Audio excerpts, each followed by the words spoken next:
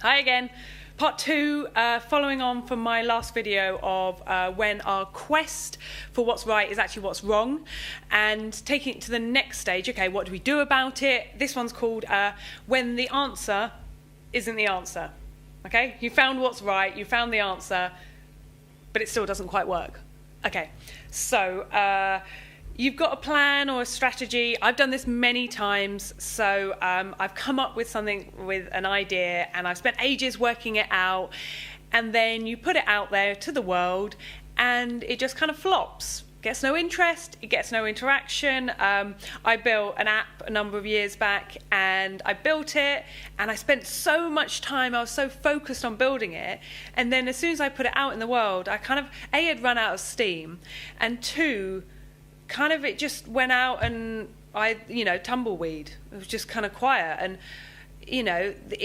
the idea behind it was really strong. I'd had feedback, I'd done lots of testing, asking people what they think, and then I'd gone away and built it, but that didn't get them to interact with it or download it or anything like that. And it was kind of this idea of, okay, building something or developing something, planning something, and then you do it, and then marketing it afterwards, like that separate bit, and separating those two bits. Whereas I think what I want to talk about now is kind of bringing those two things together, the development of something and the promotion and the marketing and the engagement, which ultimately is why we build anything, is because we want it to connect, to help, to engage, to support people, whatever it might be.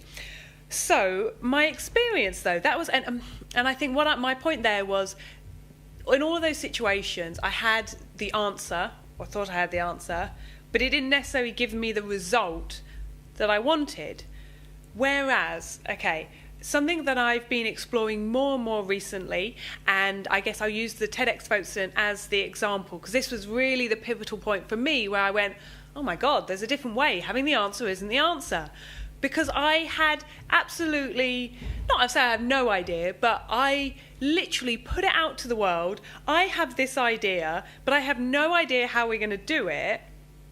Shall we do it? Shall we work it out together? And you know what?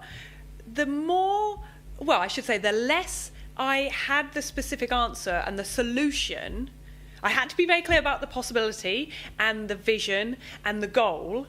But the less I had the answer of how to do it, the more it created the space for other people to engage, to support, to offer suggestions, both from the point of view of actually making it happen, because they went, oh, well, I can do that, or, oh, I'd love to get involved and help you with that, but also from a awareness point of view. If I didn't know, if I put it out to the community, in this case, I did a lot of stuff on Facebook, asked people, and it allowed them to engage. And in the very early stage, in the first year we did it, that I think was our we did all the other bits of marketing, but I think our strongest marketing was asking people questions or going, oh, we're trying to find that damn red spot.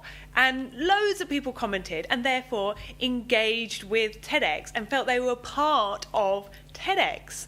So not having the answer was the answer when it comes to connecting with people. And because you create a conversation, as opposed to having a conversation where a lot of the time I feel that sometimes marketing can be me, one person, as if I was going, right, I'm shouting, you should do this, you should do that. But like with these videos, I'll offer advice or things you can try, but I'll try as much as possible of reveal my challenges as well and create a dialogue and create a conversation. If our marketing can be more like that, people have a reason to respond, rather than if someone tells you, you go, okay, great, thanks, and then off you go. This is very growth hacking approach, growth mindset. There's a book by Ryan Holiday which really brought this home for me and was the pivotal thing, I think, that changed how I think about how I work, called Growth Hacking Marketing by Ryan Holiday. It may be on my shelf somewhere there, but I haven't been prepared enough to get it down off the shelf for you. But I definitely recommend reading that book if this is the sort of thing that you're interested in.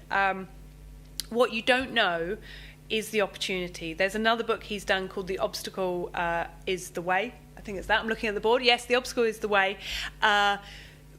Because what you don't know is the opportunity to create genuine conversations.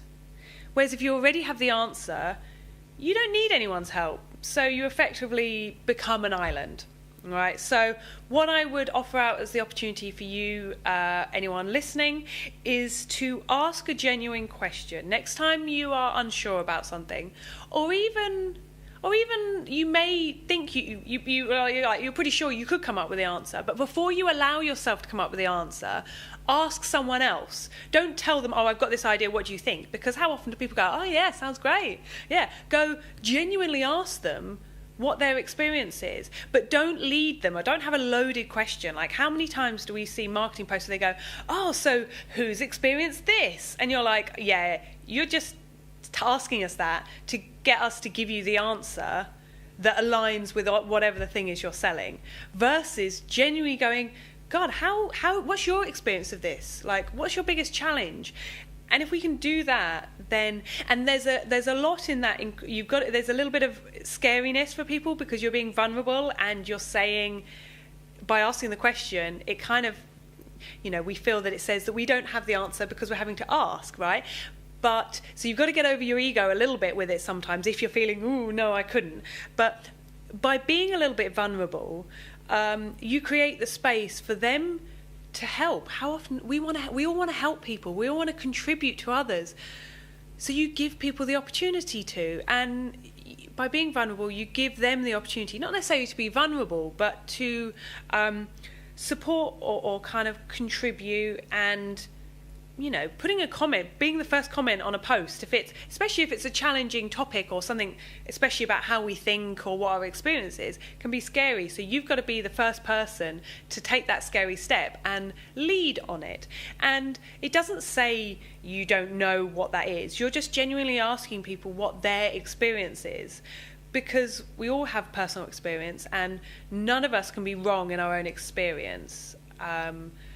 We could be wrong about saying, you think this or you think that. No, all we can say is, I experienced this. Do you have the same thing? Or what's your experience of it? And then we have the opportunity to learn by having real conversations rather than shouting at people or being passively telling them what to do. So I'm going to leave it there before it becomes a rant. Let me know. My question would be, what do I really want to know right now? Is that useful? Or does it... Okay, I'll tell you a more challenging, and kind of putting myself on the line. Does it conflict with anything else? I'd love to hear the counter arguments to what I've just proposed. That's a scarier question for me. Love to hear it. I'll see you soon. Bye.